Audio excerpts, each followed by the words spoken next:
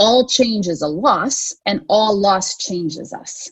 And so we are walking through a radical change right now, and that is loss.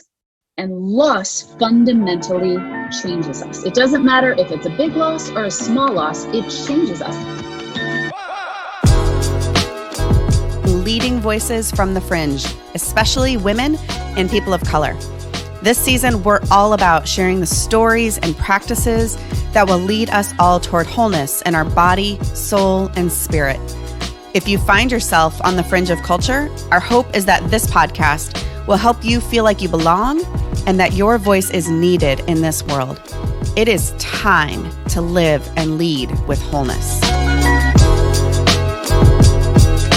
All right, everyone, we're interrupting our previously scheduled podcast because the past couple weeks have been a little wonky, bonkers, wild, like unexpected territory for us.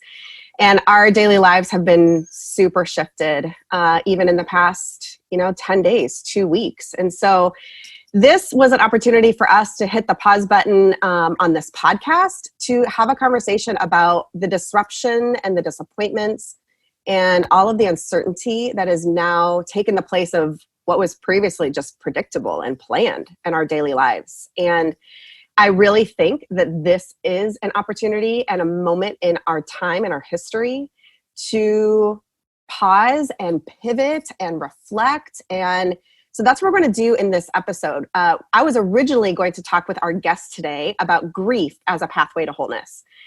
Because she's a pro at it. No one wants to be a pro at grief, but she is one. But since coronavirus has kind of taken over the world, literally, we are going to pivot this, and our plan is tweaked just a bit. So I want to introduce you today to one of my oldest friends in the world, not chronologically, but one of my most historic friends, Jeanne Stevens. We have been friends since the late 90s. Jeanne. That's like, we're pushing 20 years. It's a long time. I'm an oldest friend, but let's not confuse people. No. I'm not old, April. No, there are older people that have been on this episode. Yes. I'll try not to say mean things. You just aged me within 2 minutes.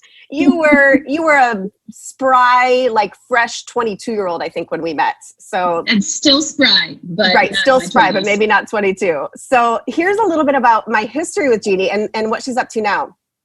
We met when we were both connected to a little place called Willow Creek Community Church in the suburbs of Chicago. She was my first boss in ministry. And Jeanne, I have told countless people over the last 5 years particularly, the gift of having a female as my first boss was trajectory life-changing for me. And I am profoundly grateful that you got to be my first boss. And we became friends. Jeanne was a bridesmaid in my wedding almost 19 years ago. And she's been on staff at some really large churches over the last 20 years, but she is now the co-lead pastor at Soul City Church in downtown Chicago with her husband, Jarrett. They have 2 awesome kids. They call themselves Team Stevens, which I love. It's your first team. She's an author. She's recently released a couple of devotionals called You Are Enough, as well as Everyday Brave and Grit and Grace. Jeanne is one of the best leaders in the world. Full stop, period, exclamation point. She kicks ass. And I love watching her lead now from a distance since we're now like 2,000 miles away from each other. So Jeanne, I'm so grateful that now is the right time for you to be on the Global Fringe and have a conversation both about grief and about wholeness through self-leadership. Thanks so much for having me. And I looked at my calendar this morning and joy filled my being, knowing that we were it filled my being thinking that we were going to be able to have a conversation like this and to be able to have this conversation with you, somebody that I adore and believe in and have been believing in for many, many decades now. Thank you for your kind words, but it was such a blessing to have our lives woven together all those many years ago and to now be able to cheer on all that's happening in you and through you. So I'm honored to be here. It's so fun. It's such a good thing. So we were talking before we hit the record button that like, oh my gosh, like there's there's really, I mean, I'm stumbling over my words, right? Because this is such a crazy time. It feels like there's this dumpster fire that's happening through this global pandemic. And every few hours, there's breaking news. Every day, there's like a new order that's being submitted. And as a senior pastor of a church, and as someone who has leadership on a national stage too, you know, we just have never seen anything like this before in our life. And there's a lot of disappointment. There's a lot of grief, even before this, right? Like there's been a lot of grief in your life and in your story. And I think that I wanted to start in how do we walk through the grief as we manage personally so many disappointments and anxiety and stress and unknowns. Like, are our kids going back to school this year? Like, are weddings happening? Are graduations taking place? The vacations or the big trips that we've planned for, you know, a long time for, are those going to take place? Churches are shutting down, you know, all kinds of things that are just, we've never had to walk through before, both as people, but then as leaders. And as we're leading people, whether that's your kids, your coworkers, teams, organizations, there's two sides really to the same coin of that grief. And so I would love for us to start with, how do we process this grief and this loss? Let's hear maybe more specifically, how do we not, and why can we not skip over grief in times like this? Yeah, that's a great question, April. And I don't know if that's the first word that's on everybody's mind right now. I think actually the first thought that is on everybody's mind is life is changing rapidly. We all feel the change. We feel the shift. We feel the reality that things that we thought were going to happen have changed. And I believe that the reason why grief is so necessary to talk about in this and to actually move it up in the conversation is that all change is a loss. Yep. And all loss changes us. And so we are walking through a radical change right now. Yep. And that is loss. And loss fundamentally changes us. It doesn't matter if it's a big loss or a small loss, it changes us. And we all walk through losses and changes all the time. It's a matter of, are we paying attention to the fact that we need to name this as a loss? We need to respect this as a loss, if you will. Yeah. And if you can respect it as a loss, you know, my kids might not go back to school. That's a loss. Yeah. Then you can actually grieve that loss. But if you can't respect it and name it as a loss, you're going to have a really hard time grieving it as loss. And so I think that's why it's important to move grief up in the tone of conversation and to realize there are things that we are losing at rapid speed. We're losing how we connect with one another. We're losing the way in which we do work. We're losing how our kids have a predictable routine, and now we're having to create a new routine. We're potentially grieving finances. We're potentially grieving jobs that, you know, we thought were going to be secure that are not. And so all of those changes are loss, and they're going to change us. And so we need to actually respect them as loss so that we can grieve them. And I like to say about grief is that you cannot grieve what you cannot leave.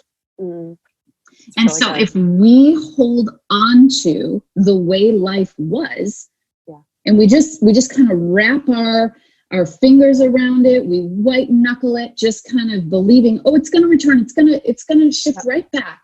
We actually won't be able to grieve well what we need to walk through. And so, you know, we have to actually respect, I will not be working the way that I once worked.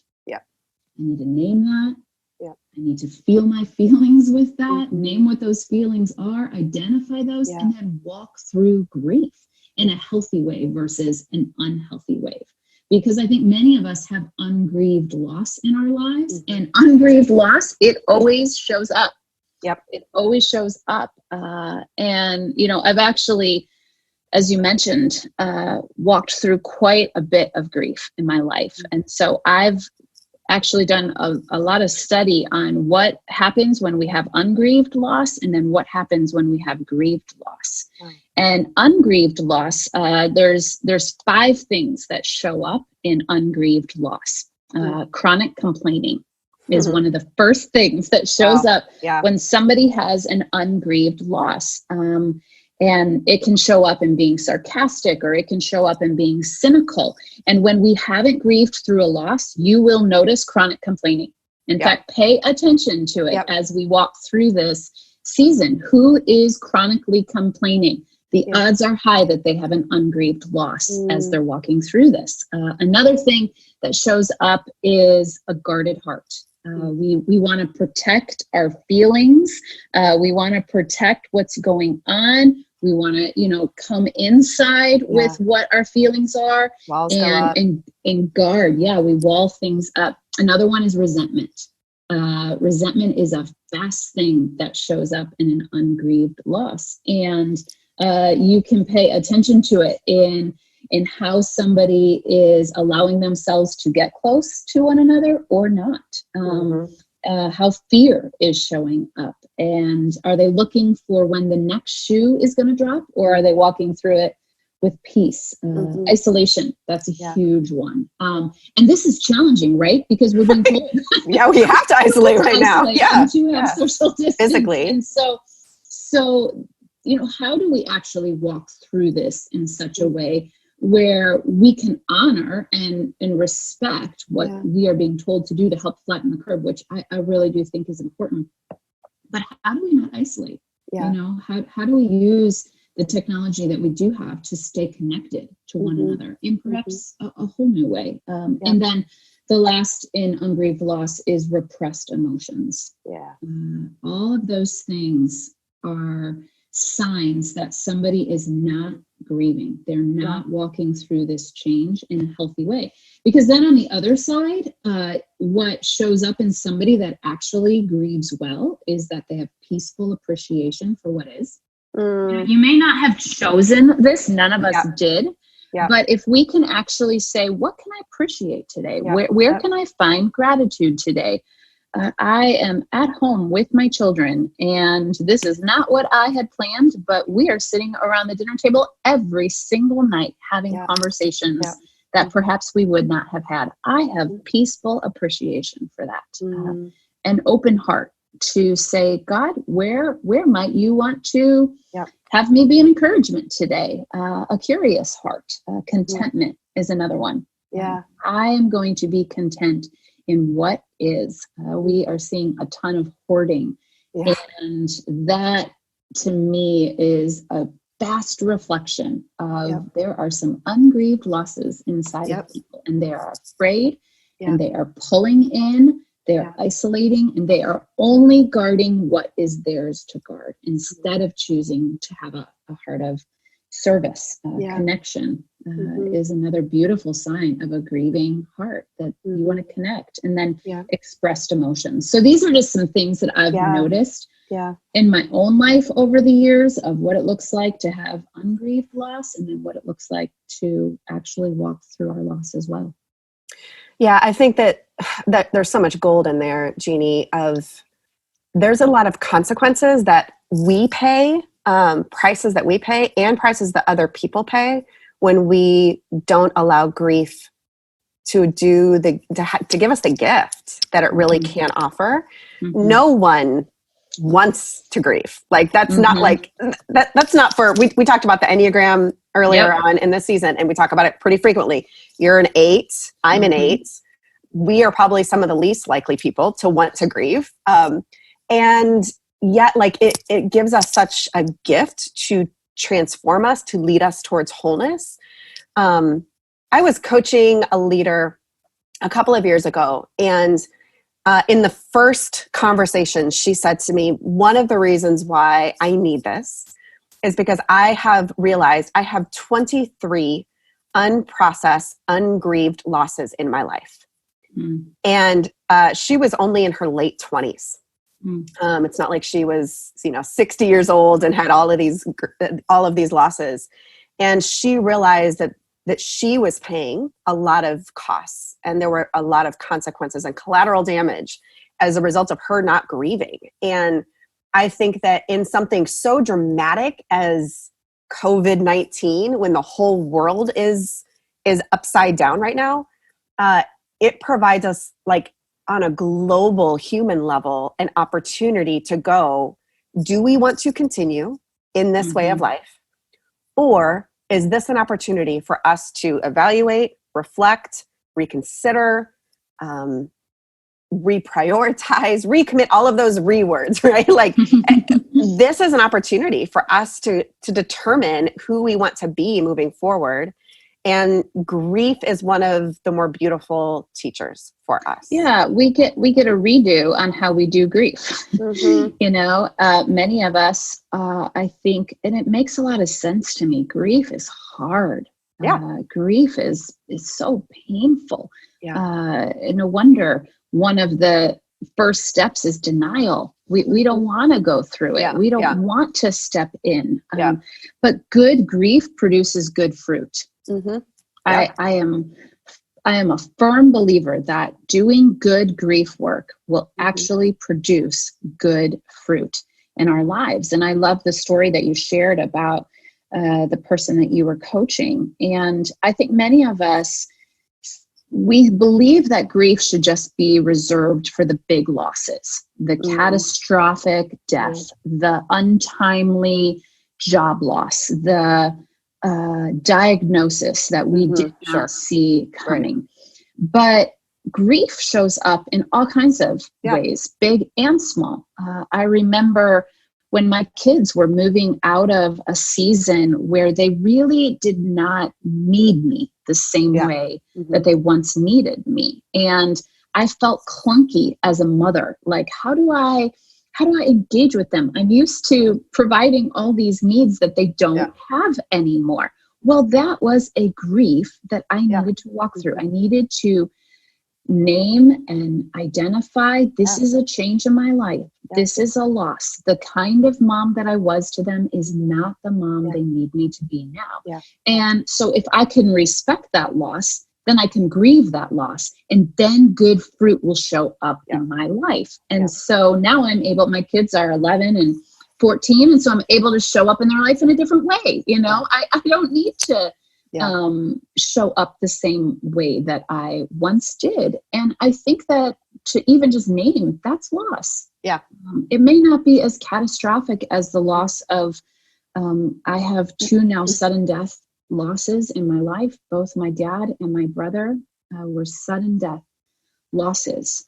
One day they were here and the next they were gone. And it radically ripped me open. And, the temptation is to say, well, your kid's going into a different season of life is not anything like you losing your dad and your brother. And yes, that is true, but they are both lost. Yeah. And they both are welcoming me to do good grief work so that good fruit can come out of them. Yeah. Well, and I also think those little losses teach us how to grieve the bigger losses. Yes. So if you can learn to grieve the little things, or the stuff that doesn't gut you, the stuff that doesn't rip you open, then you have the muscle capacity and the lung strength, and the tear capacity to be able to do those bigger losses. So absolutely. Like with that leader who said, go ahead. I was just going to say the worst grief and suffering in life is the grief and suffering that we deny and reject. Yeah. That's actually the very worst grief and suffering is the grief and the suffering that we reject, the grief and the suffering that we deny. Because what ends up happening is the body keeps score and the body never lies. And so the body is going to hold that loss somewhere. And it is going to come out in your life. It's going to come out in those things that we talked about. It's going to come out in chronic complaining. It's going to come out in isolating. It's going to come out in ways that you resent the people in your life. It's all going to come out. It's like, I like to use the metaphor often. It's like pushing a beach ball underwater. It doesn't stay underwater. It will pop out somewhere. And your emotions and your grief and your loss and this change, it's gonna come out in your life. It's just a matter of how do you want it to come out. And what's so powerful about doing good grief work is that you get to actually participate in good fruit popping out and good things coming out of your life through something that you probably would have never chosen. Yeah. We always show our pain, but we don't always share our pain. Yeah. And I think that it reveals itself. I think the body part that you just brought up is really significant. I mean, that shows up in like physical issues on our skin, in our weight, in autoimmune issues sometimes, in absolutely our stress and in headaches. And in, I mean, it just, our bodies are constantly revealing, which is actually a gift as well, because I think that God wants us to be healed and transformed. So it's like, man, if you're not taking care of it, your body is going to reveal it. It's like screaming to you then, like, pay attention, like you're worth it. This is an important thing to pay attention to. And if you do, there will be such great reward. There will be really beautiful outcomes that take place. So I think that's so true, April. We've got to pay attention to it. And I think many of us deny what our bodies are trying to say to us. We don't listen. We don't give it the necessary voice in our lives to be a truthful communicator. Your body is one of the most truthful sources for you to listen to, because it doesn't know how to manipulate you. It doesn't know how to lie to you. It doesn't know how to trick you. All it knows how to do is tell you the truth about what's going on inside of you. And so if we can learn how to pay attention to that, I think it will help us walk through our grief in a more holistic way. You know, I think so many of us, the reason we deny our grief is because we have a story inside that we believe we will become less through our loss. That because of this loss that I'm walking through, I will now be less. And that's just fundamentally untrue. Loss does not make you less. Loss actually allows you to come forward in a more holistic, full, and alive way. And grinding our soul down until there is nothing left but an external self entirely that feels under the control of our circumstances, we end up being less. And so that's why it's so important for us to let go of the lie that loss makes us less. It's untrue. I want to layer in more of this self-leadership part, because I think particularly for leaders, those who have people that are following them, again, it could be your kids, it could be a team, it could be one employee, it could be your following on social media. Like we all actually are influencing people. And this is one of those just ripe times to lead ourselves better and differently. I think new times call for new practices. I think that our habits are showing up in ways right now of going, oh, this is serving me, or this is not serving me well. And so I'm wondering, Jeanne, if you can share, even like from your own life or on a universal level, what do you think leaders must do in crisis craziness time like this? What must we do to lead ourselves well? Well, I think asking that question is so crucial, because the question points to the answer. We have to lead ourselves before we lead others. And that is fundamentally necessary on all levels. You know, my favorite question, I have this app on my phone. It's called Mind Jogger. And it's a simple little app. All you do is you type in a phrase or a question or a statement, whatever you want, and you tell it to prompt you however many times in the day, a phrase or a question or a statement that you want to hear. So I, many years ago, typed in the question, what's here now? It's my favorite self-leadership question. What's here now? And I made a commitment to myself that whenever it showed up on my phone, I would just trust that it was, the Holy Spirit showing up through my phone, asking me that question. And I run through the following questions. What's here physically? What's going on in my body? What's here intellectually? What is the thought that I literally just had? I name it. What's here emotionally? Can I name what feeling state is here? What's here relationally? Is there anything that is going on with the people that I love or the people that are here in this room, wherever it is that I'm being asked that question? Is there any distance? Is there anything separating me relationally? And then what's here spiritually? And I just really quickly, I can do it now in like under 30 seconds. Yeah. And most of the time, nobody you've got knows muscle I'm doing memory it. for it. Right.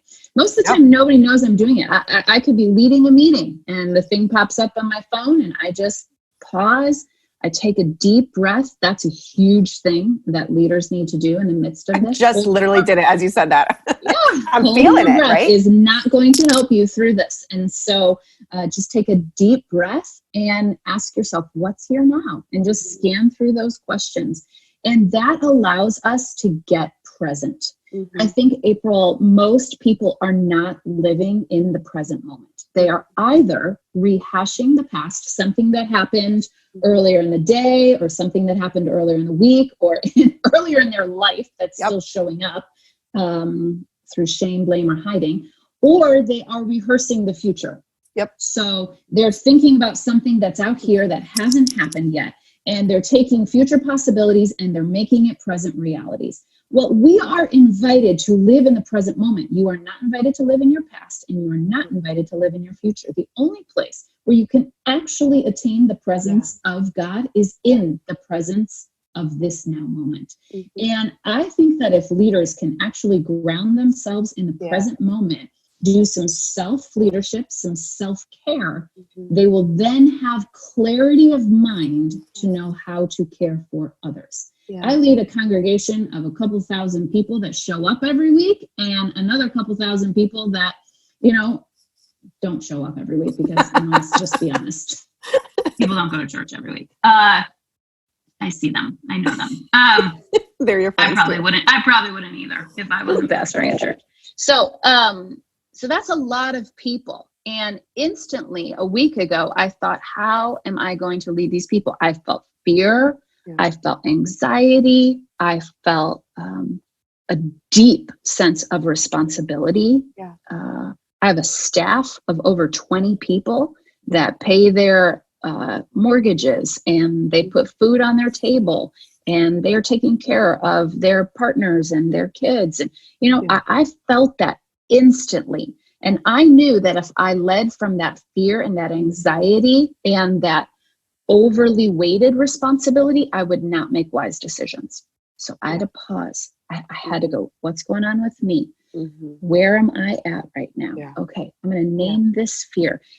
What's amazing about emotions is emotions never showed up in anybody's life looking for an answer. They're just looking for space. We think that our emotions want answers. They don't want answers. They just want space. They want to be felt, and they want to be felt all the way through and then released. And so I just had to sit with my fear. I had to sit with my anxiety, and then I had to release those things. And I think it gave me clarity of mind to know how to make quick, wise, thoughtful, others-centered decisions. And I think the decisions that we're making are really good, and they're serving people and they're supportive of others. But I had to take care of me first. And so that would be my encouragement to leaders. Learn how to pay attention to yourself so you know how to pay attention to others. That's actually really good servant leadership. I think we've got a messed up view of it sometimes. I think that we think that the very first thing to do is to put the towel over our arm and serve somebody else. And I would just say Jesus pulled away quite often and took care of himself before he took care of somebody else. And so I think that's crucial walking through crisis. I think it's crucial when you're in the middle of chaos to know how to listen to yourself and to then move forward. If we're going to love our neighbor, like the Gospels and Jesus show us how to do. We have to love our neighbors as ourselves. Yes. If we can't love Absolutely. ourselves, and if we can't care for ourselves, if we can't lead ourselves, then what hope do we have to actually love our neighbors well? Absolutely. So I love how you even acknowledged that there's been fear and anxiety for you as a human, Yeah. right? Because that's what everyone else is experiencing too.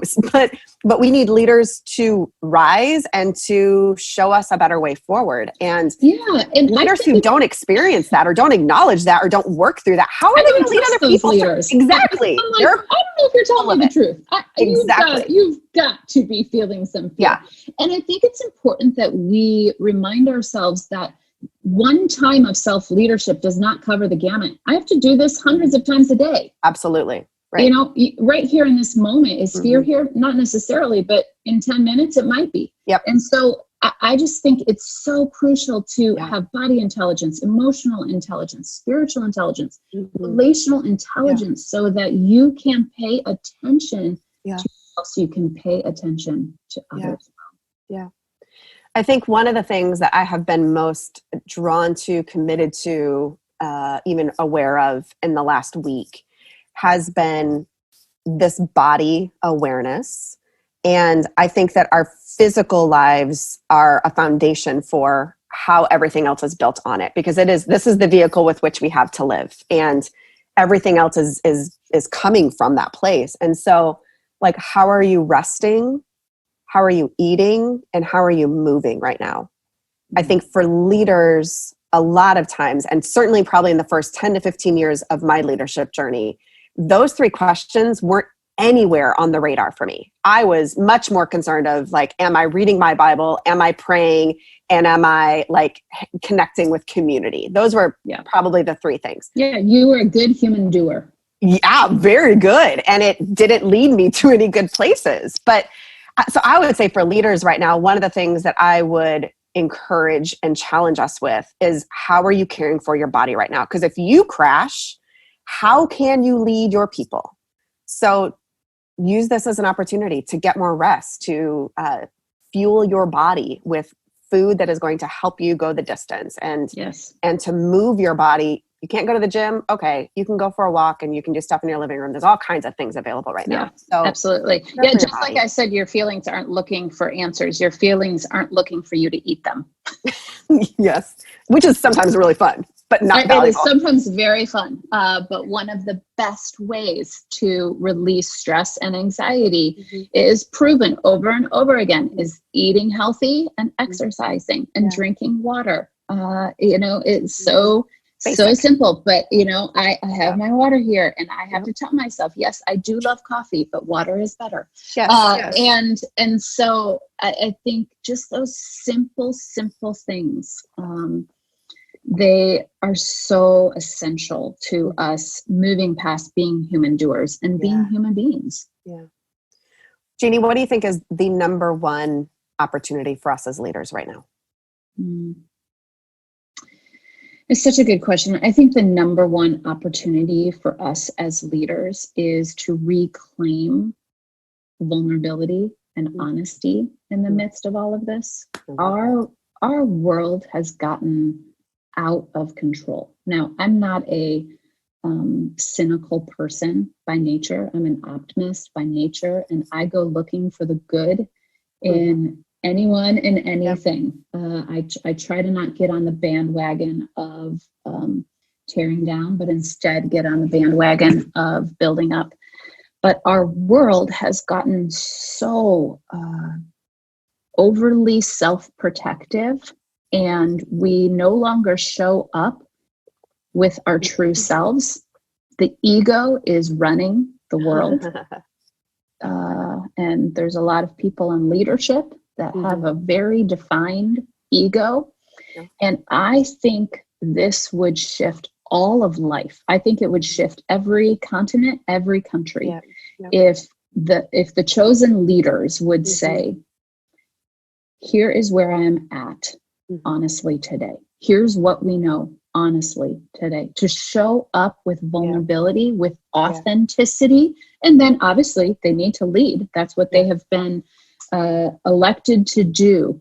But my opinion is that we have been led for a couple of decades now, globally, by the egoic persona of leadership. And I am praying that this will crumble the ego. This will crumble the persona, and the true self of everyone will rise. And, you know, that is a lot of deep inner work that people would need to be willing to do. But if we led through our true selves, if we led from that space and place of vulnerability and authenticity, I think the creative, innovative ideas that would come forth would blow our minds. I think we would just go, oh my gosh, I didn't even know this creative idea was available to me, because I've been leading solely from the ego all these years. So I know that it's like so pie in the sky. Like, how can people let go of their ego? That's another podcast that we can record. But that is my deepest prayer right now. God, would you just crumble the ego? Would you crumble the false self? Would you just flatten it the same way we're trying to flatten a curve? Would you flatten the ego so that the true self could come forth, and we would experience a movement of creativity and innovation, I believe, like never before. Yes. And amen. I'm here for that. And I am joining you in that prayer. That's really good. Yeah, that's my hope. Okay. So I'm wrapping up every episode this season with 3 questions for every guest, because it's what we're all about at Azer & Co. Even the conversation about the body today, this whole month of March, we had plans. Let's talk about our bodies and how do we live with wholeness in our bodies. Next month, we're talking about our emotions. So this is beautifully in tandem with one another. So 3 questions, you got 60 seconds or less just to give us your best, most succinct answer. So you ready? I'm ready. All right. Number 1. How can women be activated toward wholeness in their life and leadership? Show up fully as you are. Show up to every table you've been invited to, every meeting you've been welcomed into. Use your gifts. Use them to the fullest. Don't shrink back. You know, I still, most of the rooms that I'm in, I am a solo female lead pastor that is also a woman still. And thankfully, I had a lot of women early on that modeled this to me. And so I just continue to show up to the rooms. And even if I'm not invited, I walk in. So keep showing up. We're going to change that in our lifetime, Jeannie. Second question for you is, what's the number 1 practice that leads you toward wholeness? Presencing and meditation. All right. Last one. How can men use their privilege to partner better with women? Always make your +1 to every meeting a woman. Ooh. That's fantastic. Nobody has said anything like that before. That is such a practical, very specific way. If a man is invited into a decision-making meeting or room, say, oh, I would love to come. I will be bringing da-da-da-da-da-da, and make it a woman. Even if they told you you can't bring someone, say, I would love to come to the meeting. Here's who will be with me. I mean, there's layers to why that's a really good thing, but that's fantastic. I can't wait to share that with people. All right.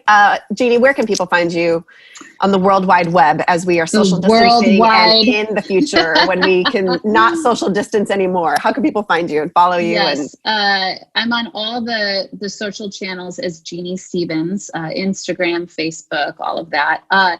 And I have my website. It's jeannestevens.com, which is where I have a bunch of different resources for people. And then I'm the lead pastor of a church in Chicago called Soul City Church. And so all of my messages and teachings, everything that we are doing as a community to lead people into transformation is all available there. So we'd love for you to come along and follow us. We will link it on the show notes and allow people to track you and follow you. You're fun to follow on social. So thank you, dear old friends. This was a gift. And I do old friend, but not an old. Yes. Historic, such a historic friend you are. Yeah, thank you. I think that this will be a gift to leaders all over the place. And I pray that it serves thousands and thousands and thousands of folks as we navigate COVID-19. And may it be an opportunity for us to become more of who we've been created to be so that we can do more good in the world and see more of heaven come on earth. So yes. And thank you for all you are doing. Love you. Love you. Thanks for listening today, friends. You can listen to previous episodes on our website, azerandco.com/podcast. If you're finding value, please become a patron with the link in the show notes. It costs real dollars and loads of time to produce this podcast, and your dollars make it possible for us to keep doing this work. If you're not already, take a second to subscribe so you won't miss a thing. It also means a ton when you tap your screen to rate, review, and share this podcast with others. All of that allows us to continue sharing voices from the fringe for the betterment of our world. Peace. Hey friends, do you love podcasts like the one you just listened to? Have you ever dreamed about having your own? Well, my name is Michael and I work for Truthwork Media. We believe that everyone has a story and every story deserves a podcast. Let us help you get started. Look us up at www.truthworkmedia.com, fill out our questionnaire, and I'll schedule a time to talk. It's really that easy. Truthwork Media. Everyone has a story. Yours needs a podcast.